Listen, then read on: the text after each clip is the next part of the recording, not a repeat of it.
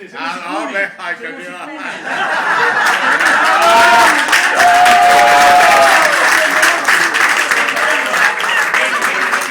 No, ma io sono un battitore libero. Fare un bicchiere per il nostro sindaco. Beh, intanto ti saluto con gioia. Ah, ma è altro che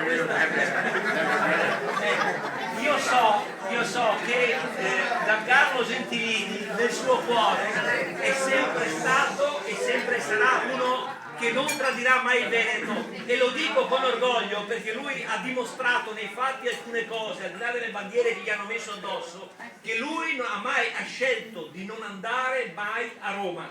Bravo!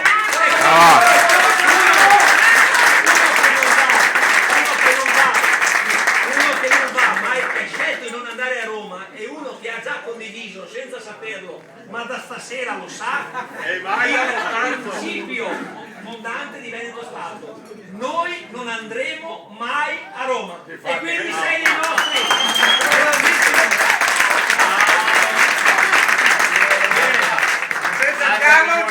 Allora,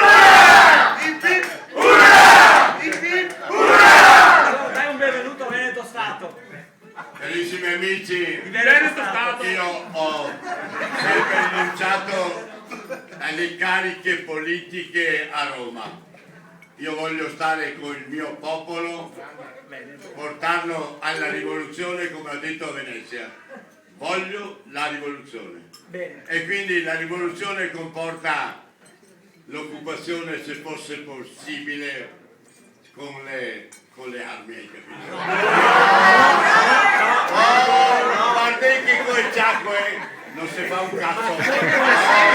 Col consenso.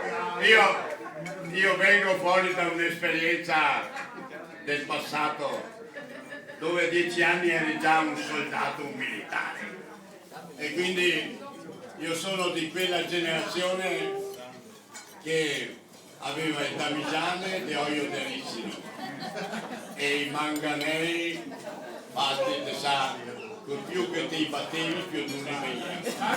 No, ecco, quindi Io ti ringrazio. e vedete, Posso? io sono più rivoluzionario degli altri. No!